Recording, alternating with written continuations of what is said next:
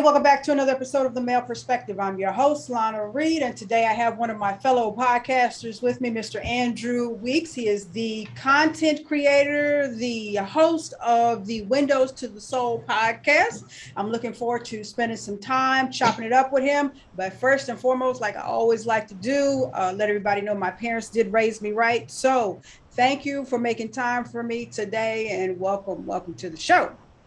Yes, ma'am. Man, no problem. Thank you for having me. All righty. So you have your own podcast, Windows to the Soul podcast, and that's SOLE. Yes, ma'am. My first question, I guess I want to lead into is what makes you venture into this crazy world we call podcasting? What's your podcast about, and what made you start it? Well, I guess what made me start was I drive. You mean obviously I have two jobs. So my main job is I drive trucks, and I used to just me and my friend me and one of the guys I used to work with, one of my partners who used to work there. We would always have conversations between each other, and it just blew me away, like how deep our conversations would get and some of the things we would speak about. And I would always be like, well, I mean, I guess I always wanted to do a podcast. I guess I never had the I guess I was nervous. I was like, I don't know if anybody will listen to me. And then obviously I was, he kind of had to push me into doing it. He was like, well, he's like, you got to start. He's like, you can't grow an audience if you don't start. And then he's like, you know a lot. He's like, you're really intelligent. And he was younger than me, so I would speak to him about a lot of the mistakes that I made when I would see him kind of going down the same path that I was going. And I was like, hey, man, you might not want to do that, or if it wasn't a mistake that I made, but it was somebody that I knew personally who made like a mistake, or who kind of had been in that world or that life, I would explain it to him or just to many people. And I just started to think like, man, hey, maybe I can help some of these people out, because I'm real big on, one real big thing I'm real passionate about is, like, I guess violence between, especially like gang violence, with death and stuff like that. So that was one thing that I hate, because, we've lost so many people. And, I'm a real big fan of like Chicago, their music, their culture, and a lot of their people have died over the past maybe 7 years. Mm-hmm. And I just was like, you know what? Maybe if I can sit down with some people, talk to some people, just let them learn from me. And then sometimes it's just, sometimes it's not all gloom and doom. I'm not going to say sometimes. Most of the time it's not gloom and doom. Sometimes I just talk about personal things, but that was where it came from. Okay. And how did you come up with the name Windows to the Soul? Because I guess, they always say, the eyes are the windows to the soul. And I used to always say, I guess people knew me from how I was back in the day, when I was kind of treating women like crap, and I was kind of a douchebag, and I was kind of hard to get along with, but from a lot of people. And then now that I've kind of grown up and changed a lot, people say like, oh, okay, well, a lot of people who knew me back then won't, like, I guess a first impression is a lasting impression. So a lot of them don't see like, oh, hey, man, you're this way. And then some people who see me now, they're like, man, I could never imagine you being kind of, mean and rude like you were. But I was. And so I always used to say like a line where I used to say, it's hard to judge somebody until you've walked in their shoes. It's easy to look at somebody and be like, oh, well, he's a crackhead. He's a homeless person. And I'm like, well, you don't really know what got him there. It might have, or it's easy to judge like a drug dealer, but you don't know what made him go there. So I used to always say, don't judge somebody until you've like seen life through their eyes or you've walked in their shoes. And that's where it came from. So I would say windows. And then that's why I say I spell it SOLE. That's the sole of the foot. Okay. So it was a play on words. Okay. Now you just mentioned something. I'm gonna be a little bit nosy. May I ask how old are you? I'm 34. Oh, you're still a baby. But anyways, you just said that there was a time in your life where you used to treat women poorly. So it's a two-part question. Yeah. Why do you think you were treating them poorly, and then what made you change?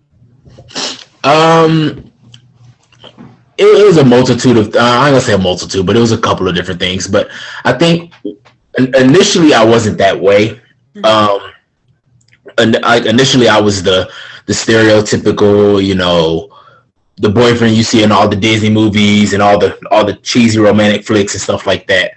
And it was cool, and I was fine with it, and I was having fun. I was enjoying it. And then I got my heart broken by a girl who I wanted to marry. And I guess me and my anger, Mm-hmm. I got around like a bunch of my friends, and they were like, "Man, you need to treat all these women like crap. You don't need to fall." And so I started to, I guess, kind of project my anger on them. So I treated a lot of good women, crappy, and I got a lot of, and I got a lot of my karma back. And I guess I was just angry at that time, and it took me a lot of time. It took a lot of self reflection and me sitting back and me growing, and karma kind of slapped me in my face. And so You I mind was like, talking about? Do you mind talking about how karma slapped you in the face? no, I don't. What happened was, which that was what I was going to lead into. That was what really changed me. Sorry. Was you're fine.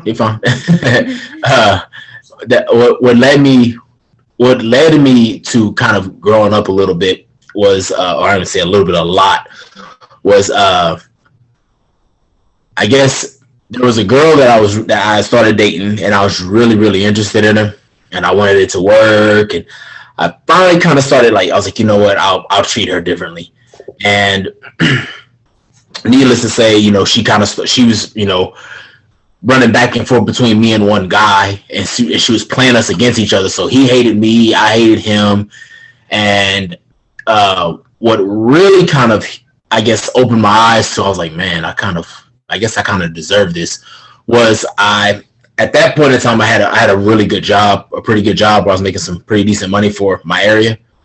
And I just, my attitude, like, something happened one day with my attitude, and I lost my job. Me and my manager got into it, and I lost my job. And it took me a really, really long time to get back on my feet, be able to get my own place, be able to start making some decent money. I had to, I lost my car, I lost my job, I lost my house, I lost pretty much everything. Okay. And, I was, down on my butt. And then I was kind of like, at first I was mad, but then I kind of sat back and was like, you know what, I probably kind of deserve this, because I've been kind of a mean person to a lot of people. And I started going through a lot, and then I don't know, I just, like I said, I guess I just started to realize, like, okay, you know what, this is probably the recourse of what I've done to a lot of people, how I've treated people. Because I'll be honest, I mean, hopefully I don't, not trying to be rude or say anything bad on your podcast or on your show, but Feel free, go ahead. I was a cocky asshole. I was. I was a douchebag. So I wouldn't call myself a simp. I'm not somebody that's just going to let anybody just walk all over me. But I am a lot more respectable about people, about people's feelings and how I carry myself now. So, yeah. You mentioned earlier, first impressions or whatever, but what I'm getting from you, I can't picture you being mean. What did you used to do that was mean to people? I don't even know if I would say it was mean. I guess it was. I guess I picked it up as mean, but I was just very cocky, very brash. I carried myself like my crap didn't stink. Just I was real flashy with my money, real flashy. Always trying to show off, always trying to be the cool kid. Which, when I think back about it, I'm like, I don't know why I try to be like that, because I was never the cool kid growing up anyways. I was always kind of the jovial, nice guy who, tried to make everybody laugh, and I was kind of silly, and I don't know. I guess just because I was in a position that I never thought I would be in, I got, it got to my head. But yeah, I was treating women like crap, cheating on them, lying to them, stuff like that, just being rude. And then just people who were around me would always just be like, man, you have a real smug attitude. And it's funny because when I look back at it, I'm like, okay, I can see where that came from, because I kind of was like that. Okay. So let me move forward, because I was listening to some of the clips of your podcast on Instagram, And I think it ended me in a rabbit hole to your TikTok or whatever. But one of the things that you were talking about was, and you just mentioned it, simping, right? Or being a Yeah. simp. Yeah. Now, I called you a young one. So that term is a little new to me. I'm 52. So explain to me what your definition of simping is. To me, what my definition is, because a lot of people get it mixed up. I think a lot of people have taken it and they say, if you're nice to a girl or if you treat a girl right, that's simping. And I don't believe that. That's just being chivalrous, which, you kind of toe the line with chivalry in some situations. But um, to me, simping is nothing more than just simply um, being overly nice to a girl or being overly nice to a woman, expecting something to come from that probably is not going to come from that. So, like, I've seen guys who, let me see, for example, I'll give one. There was a girl who I saw that a guy liked, and she had pretty much let him know, like, I don't really want to be with you. I don't really want to do this. But he made really good money. He was making, high six figures a year. Mm-hmm. And because he was making a high level of money, he was spending money on her, which, I mean, it's your money, you do what you want to do with it. But he was spending all of this money on her, thinking that the money was going to, eventually come back to, making it work for him. And all she did was just, she came around, she got the money, and then she left. But she never stayed faithful to him. She never wanted to be, she never wanted anything to do with them other than the money. So to me, a simp is just a guy with no backbone who, like, or I guess to boil it down to the simplest term, to say a guy who does not know when to say no, or does not know his value or his worth. Because there are a lot of guys who stay around and just continuously deal with the woman over and over and over and over, and they do all this stuff to try to get a woman, to like them, and the woman's like, I'm not going to deal with it. So yeah, it's more than anything, it's just a guy who has no backbone. That's kind of the way to look at it. Can a woman be a simp? I don't know. I guess so, but I don't really know if any woman. I don't. Sugar mama or whatever that is. I guess you could say that's a simp. I ain't never thought of it that way, but usually that's something that we reserve. That I've always heard reserved for men, or like it's like, dude, you're like a sucker. Like, stand up for yourself, something like that. Okay. But I guess, I mean, yeah, when you break it down, yeah, I guess a woman could be a simp in some ways. Okay, so it seems like it's a tight walk if you are trying to get in a relationship with a woman. You have to be nice to her in some sort of way, but yeah, where's the boundary line, I guess? How do you establish that? I guess everybody has their ways of establishing it, because like in I guess in this, like, millennial Gen Z, everybody takes everything and they like stretch it, and they're like, oh, okay, well, it's this, anytime. For me, if I guess my limit would be when what I'm doing is not being reciprocated with what I feel it needs to be reciprocated with. So if I'm, for example, there's this big thing about women wanting men to be providers, and that's the big thing now.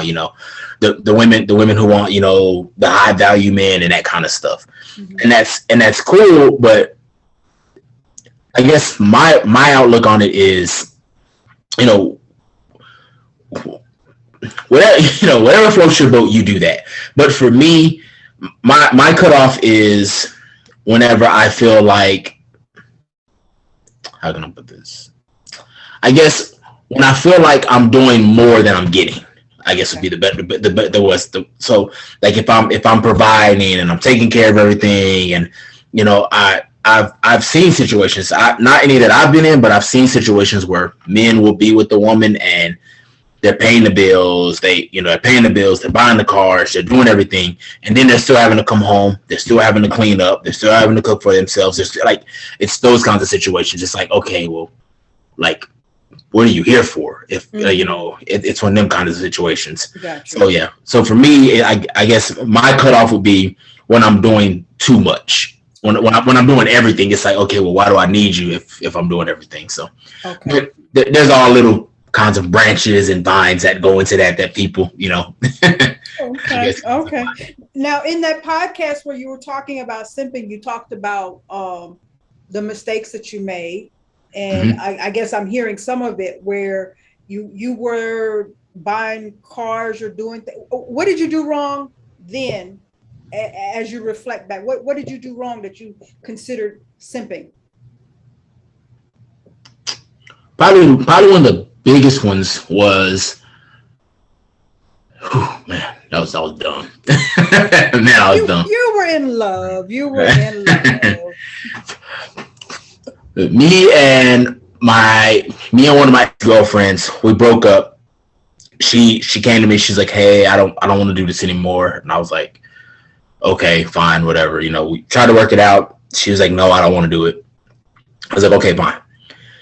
And the one thing that sticks in my mind real heavy is I allowed her and her new dude to live with me, and they weren't doing anything. I was doing everything, but I was doing everything because I still cared about her.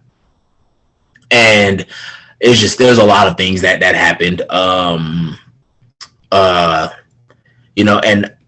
at that time I had a really nice Camaro, and I remember I told her not to do something. I was like, don't do, we'll go. Like at that time I worked literally driving distance, 5 minutes from my house. If I timed it from the time I left to get to my job, without traffic, it was probably more like 4 minutes, like 3 to 4 minutes. And there would be times that when they were living with me, she wouldn't come pick me up, or it would take her 20, 30 minutes to come pick me up, and I would walk home from work, but she was using my car to do what she needed to do. And so it was things like that. So that would be like a version of a simp, or me simping, like me not standing up for myself. Or I can give another one. There was another situation where let me think of probably one that, or another situation. Here's one of me just being dumb. There was a girl who I tried to deal with, or I tried to date. And I was really interested in her. I was trying to talk, and every time it was time for us to go on a date, she would back out of the date. Like every time. So the first time she backed out, she lived about 45 minutes from where I live now. So she lived 45 minutes. I was like, okay, I'll drive to you. She backed out maybe like 15 minutes before. I was like, okay, fine, whatever. And then we rescheduled it, and then she backed out again. But this time she backed out. I had already got to the house, and she wasn't there. And she was like, well, I had something to do. And I was like, well, you couldn't have told me that. But I waited around for like 20 minutes. And then there was one more time after that where she was supposed to come to me. I got all dressed up, got all ready and everything. And I just sat around waiting for her, and she never showed up. So I guess that's kind of, some things that I done. So just, I guess, being like a sucker, not standing up for myself. That was kind of different. I want to say, first of all, thank you for being so honest and transparent with me. It's a whole male machismo thing. Sometimes you don't want to tell, when you've been through some things. So I want to say thank you for sharing your story with me. Oh, yeah, no problem. Listening to you talk, you're kind of expressing a theme that I've noticed as I walk around in this world, where everybody seems so angry. Everybody is so distrustful of family relationships, co-workers, romantic relationships, your friendships. Everybody's calling each other toxic. You need to heal. Nobody's trusting each other. And as I mentioned earlier, you and I are about 20 years apart, but I remember a time where you could stand on the side of the road, stick your thumb out, and some complete stranger would stop, pick you up, take you to your destination, wouldn't even ask you for gas money. So that's trust on both ways. It seems like the world was like a more kinder place. I'm just wondering, do you think this is where we're at? I mean, we're just gonna be angry and miserable. Can we change this, or I mean, is are we just in a toxic soup? I think a big problem with that is the invention of social media and the invention of, like, I guess with technology, everything is at the touch of a button. Everything's just at, like, you know, I mean, which is crazy to me, but like something as unhealthy as McDonald's. Even though I don't eat McDonald's anymore, but for the people who do, I mean, I do remember when I was eating it, it was good food. It tasted good, but it was unhealthy. But something as unhealthy as McDonald's, you don't even have to walk in anymore. You can tell somebody to come pick it up for you and bring it to you. Mm-hmm. So I think in this world of everything being at your fingers, everything being, just at the touch of a button, a lot of people have never learned how to cultivate certain relationships. A lot of the situation is everybody wants this instant gratification because you compare yourself to everybody on Instagram. Mm-hmm. It's hard. It's hard when you see everybody on Instagram and they're at places with beautiful waterfalls. They're at places with beautiful landscapes. They have the big house and the big car and all that stuff. But what those people don't really learn, and this is what I learned over time is a lot of those people, they're not really living that life. They're borrowing it. It's like they're borrowing somebody else's life, to show you a snapshot. Mm-hmm. It's like you're comparing yourself. It's like you're comparing your one season in the NBA to LeBron's whole career of highlights. And like LeBron had some bad games. He's had some great games, and then he's had some, and I think that's the problem is so many people you're trying to compare yourself to somebody's highlight reel. And when you do that, it never gives, like, you never see the real, things that matter, because now everybody wants to be the cool kid. Everybody wants to be popular. So now you have everybody on all these social media platforms, and everybody's trying to be famous. Everybody's trying to be popular. Everybody wants their 15 minutes of fame. And then everybody's comparing themselves to, I'm comparing myself to this guy and that guy and that girl and this girl and that girl.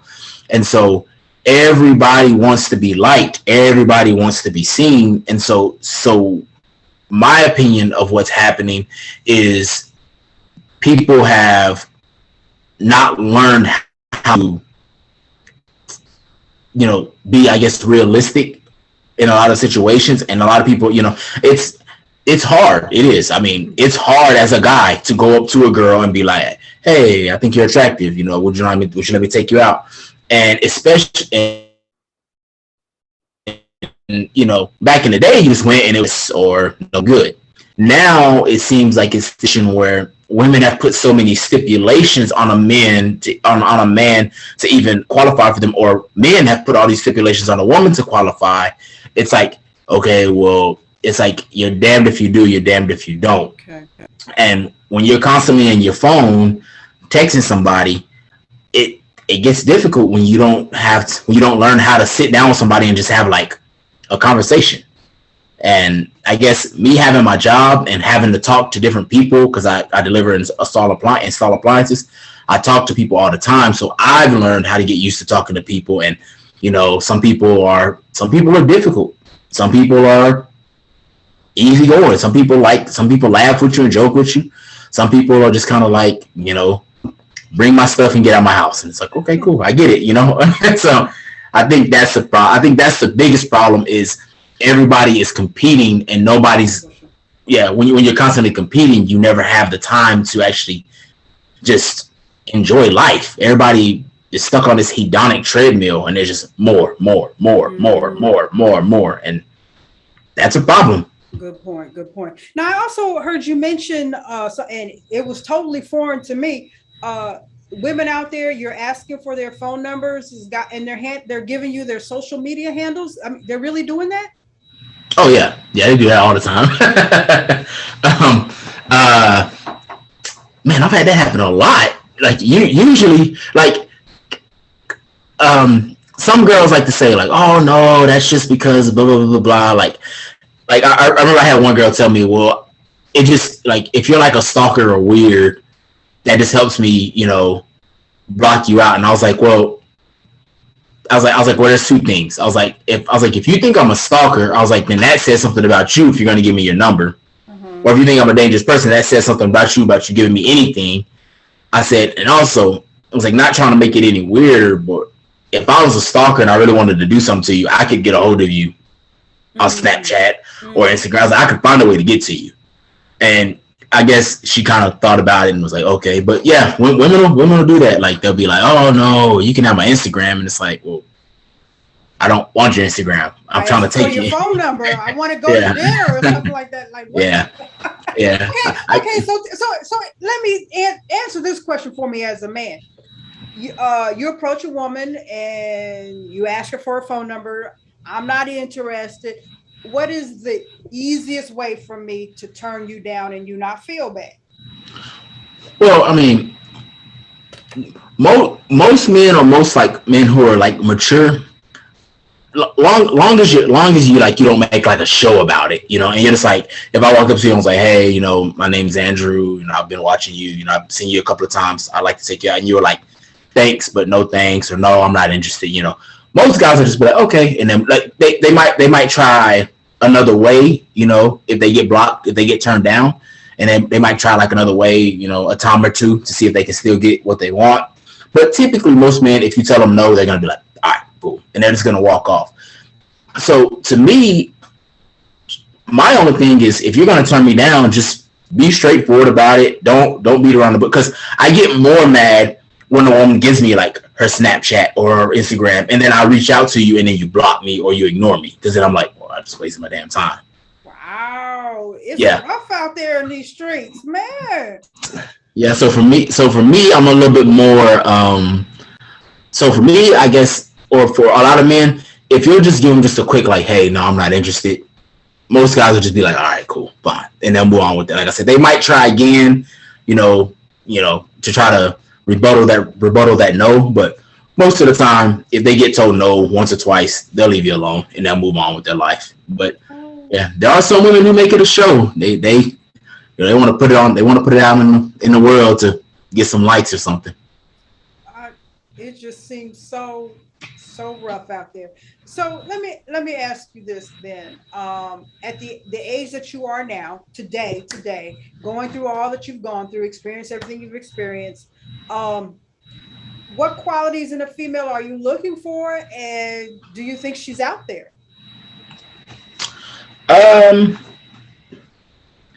think so. I mean, obviously, okay, you might have already. I'm making the assumption that you're single. You might not be single. So. Yeah, no, yeah, I'm single. I'm single. Yeah, I know I'm single.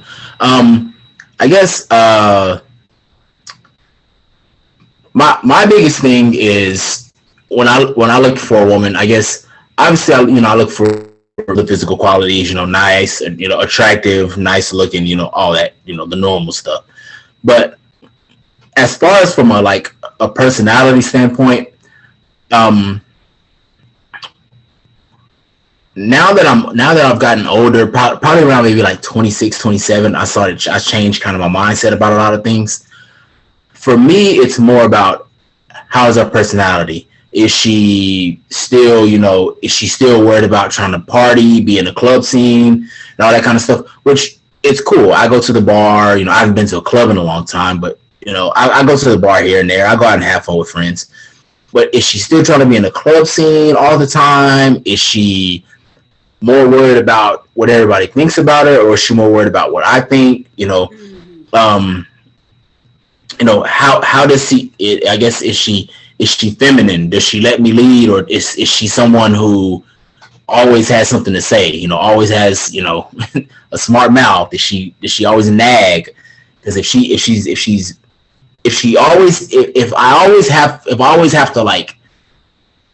can't be submissive to me and let me lead, then there's no point in me staying there, because it's like, okay, well, this is always gonna be an issue. So that's probably my biggest thing is, how feminine are you? How submissive are you? And how's your personality? That's probably my biggest thing. Other than, and then all the other stuff I can kind of work out, like some guys are like, oh, a woman needs to know how to cook, this or that, this or that. I can cook for myself, so if I can teach her how to cook, if she know how to cook. But all that other kind of stuff doesn't really bother. Like there's things I want. I mean, they'd be nice if she knows how to cook, but it's what do you bring what are you bringing to this other than being pretty? And that's my biggest thing. What are you bringing other than looks and sex? Because I can find that anywhere.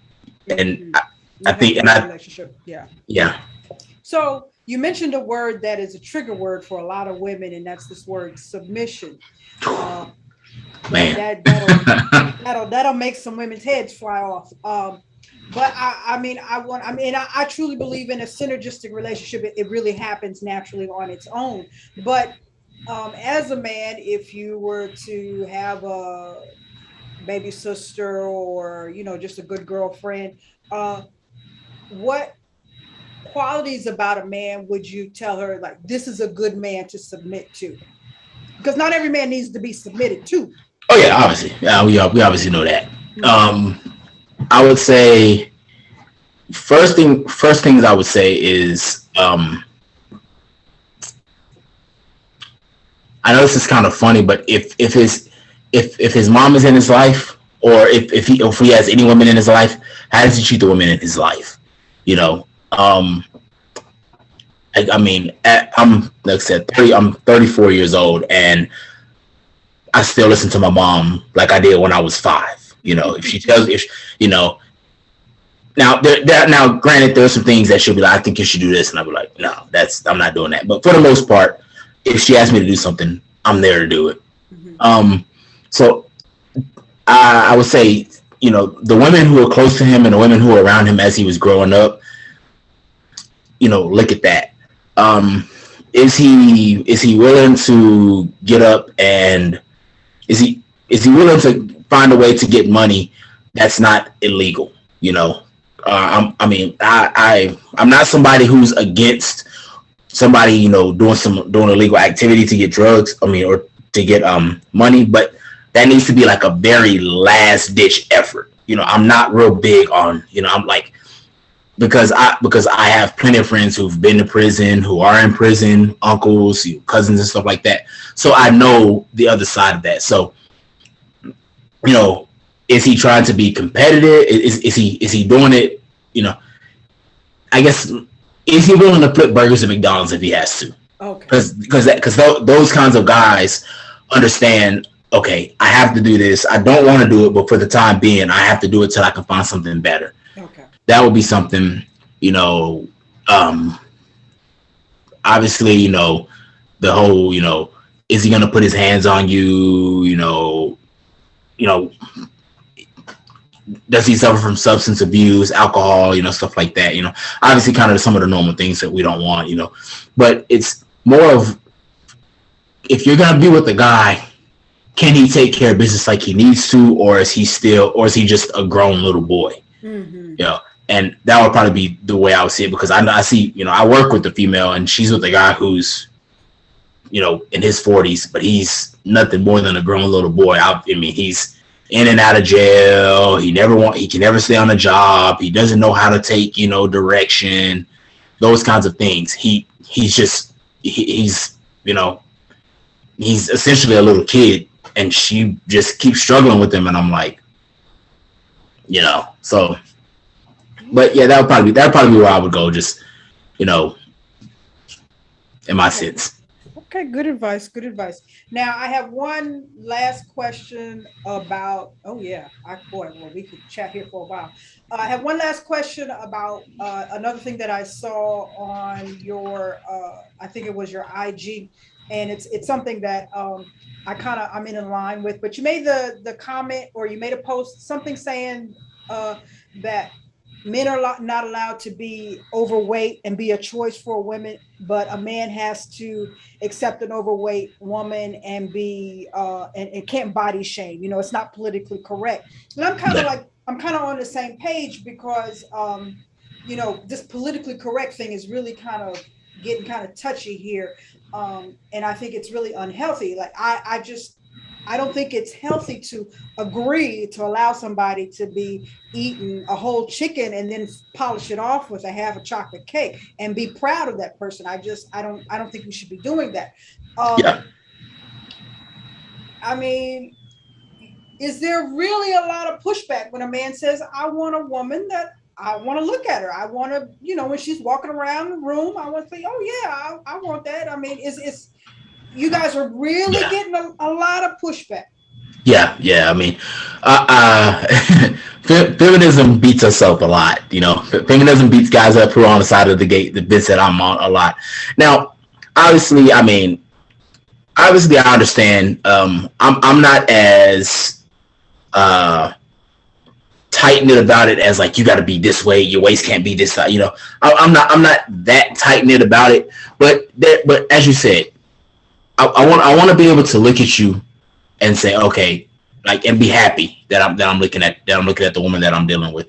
But yeah, we do get a lot of pushback because in anything that you do, a lot of it I believe has to do with feminism, and I think it's this whole, I guess, well, I'm not sure. I think it's third wave, either third wave or fourth wave feminism, where it's made it seem like men are just the worst. If a man has an opinion about you, and it's like okay, I get it. There are some guys who are just stupid. He's like, oh, she has to have a big butt, she has to have nice breasts, she has to have a small waist, she has to have a pretty, and it's like, okay, cool, I get that. I get there's some guys who are unrealistic and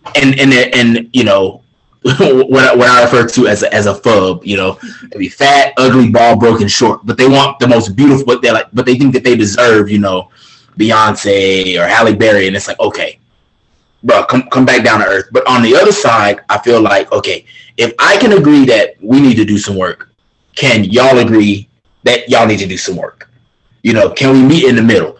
It's like, okay, and that's my big thing. And a lot of women do feel like, oh no, you should accept me how I am, but you have to make 6 figures a year. You have to be over 6 foot. You have to have a 6-pack. You have to have, in some cases, more than 6 inches. You have to, like they have all these standards for a man, and it's rough. They can tell, like, I mean, some girls can dial it down to the fact that, like, I don't want to date you because you're dark skinned. I don't want to date you because you're light skinned. I don't want to date you because you're black, which that's kind of goofy, but whatever. I don't want to date you because you're this. I don't want to date you because you're that. Some women can narrow it down to, like, I mean, it's like a laundry list of things that they can. But when you ask them, okay, well, what about you? A lot of times it's like, well, it shouldn't be that way, And so I just feel like Fair. yeah, I mean, it's a very unfair thing, and those same women will sit here and say, I don't want this man to look like this, but then they'll be like nothing like the man that they want, and it's like, okay, yo, if you don't want this man, like, you need to have, I mean. He riles up a lot of feathers. A lot of people don't like him. Some people do, but Kevin Samuels used to say this whenever he was talking to guys for 2 years. He used to say, "Hey, you got to pick a struggle." He's like, "You can't be short, fat, and have a little, and be small down, down there." He's like, He's like, you got to pick you have to pick a struggle.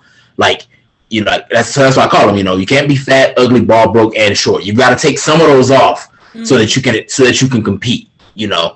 If you're short, you need to be in shape. You can't be fat. If you're, if you're ugly, try to have try to look good, try to have some money in your pocket, But you have some guys who believe, oh no, she should accept me for how I am. And on the other side, you have women who feel that way. And it's like,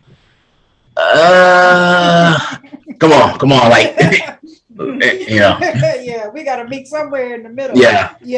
I saw on the internet couple weeks ago, some of the ladies had gathered together and arranged a petition to cancel Kevin Samuels, and I was like, I don't agree with everything he says. Some stuff he says is on point, but I'm not to the point where I'm gonna pull his platform. Like, you just turn it up.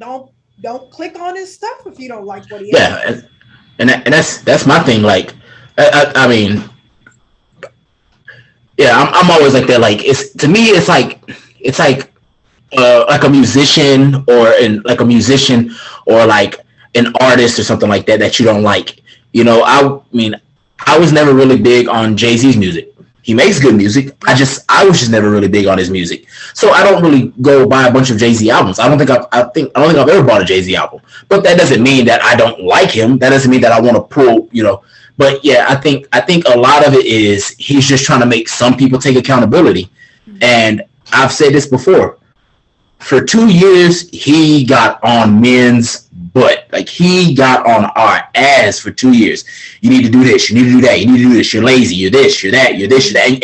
And you've seen snippets of it. You've seen a couple of snippets of it. But he did that for 2 years, just talking to men, and nobody cared. And it wasn't until he said something about a woman, and it's like, okay, how is it that the men need to do all the work and the women don't need to do any? Now, yes, his delivery is a little bit rough. His delivery is a little bit harsh, but sometimes, I mean, I don't know if you have kids or not. I have a daughter. She's 27 though. Yeah. But yeah, and when you're raising your daughter, I'm sure there were some times when you talked to her and it was chill. You're like, okay, hey, this, and then there were some times where you were like, hey, and it was direct. Mm-hmm. And so sometimes, I mean, you got to tell somebody, hey, this is how it has to be. So, I mean, I've said, I have two questions I would like to ask him, but I don't know if I'll ever get to ask him those. If I ever get to talk to him, I'll ask him those questions. And it's more so two questions for me. Mm-hmm. But I mean, there's some things that I'm like, okay, that was a little rough, but there's some things I'm like, yeah, there's a lot of things that he says. I'm like, okay, hey, yeah, he got a point there. He really does. Yeah, so it just seems like today's generation of people don't want to be told anything. Like, even when Monique came out and told the sisters, you don't need to be out here in the bonnet, there was a whole bunch of backlash from that. And I'm like, it's all about how she's just trying to get you to carry yourself better. Why are y'all pushing? She didn't tell you were scum of the earth. She just wants you to have a better presentation. But sorry, I mean, I don't know. Like, I kind of agree with her, because we're black and we're black in America, so we already have a spotlight on us. I mean, there's already some like anytime you come out the house, you're noticeably different than everybody else who's standing outside. So, and I agree, man. Like, as a black man, or even as a black woman, I'm sure they're always going to try to find some way to say, okay, nah, like, what you don't deserve. And, they key on any little thing, that's why I don't sag my pants. I never sag my pants. Now, that also goes to, I had uncles in prison and they taught me what that meant a long time ago, but I don't sag my pants. A lot of people try to say, which it irks me so bad. I'm like, I wish I could punch you in the face. But one of the things I hate that people tell me is, oh, you talk white. That makes me so mad. I'm like, no, I talk like I'm educated. I talk like I got some sense. And educated, and education and intelligence is not something that is solely reserved for white people. And I hate that, So, but yeah, I agree. I really do. I mean, as a group and as a race of people, we need to present ourselves a lot better, because it doesn't look good right now for us. It really doesn't. Well, we got some people out there doing the groundwork. We got you with your podcast, trying to send a positive message, turn the car around a little bit. Next thing we need to do is find you your significant other, so that can be an example for the rest of us. But she's out there, so you're in, what state are you in again? I'm in Texas. She might be in Florida or Vermont or whatever, but hopefully she'll catch this and she'll make her way down to Texas. We got our So, Andrew, I'm gonna do my random question, and then I want you to tell people how they connect with the podcast and all of that stuff. So let me do the random question here. Okay. Let's see what we've got. What was your favorite class in high school? Favorite class. My favorite class in high school, honestly, was probably band, because I played the drums, and I guess band was aside from like athletics and stuff, but I don't really count that as a class.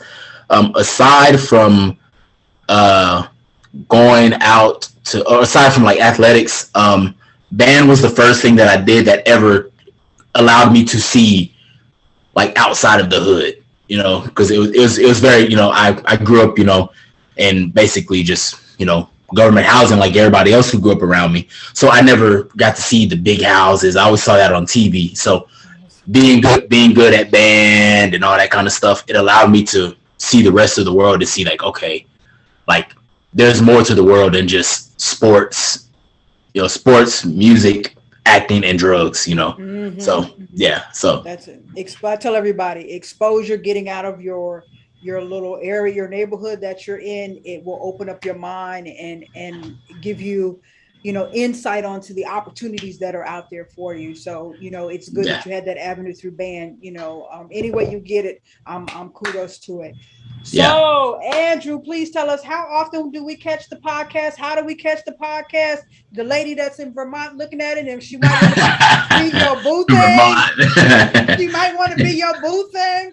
Vermont. How does she get in touch with you? Okay, you can catch it on Spotify, on pretty much on any streaming platform. I have a Zippy stream.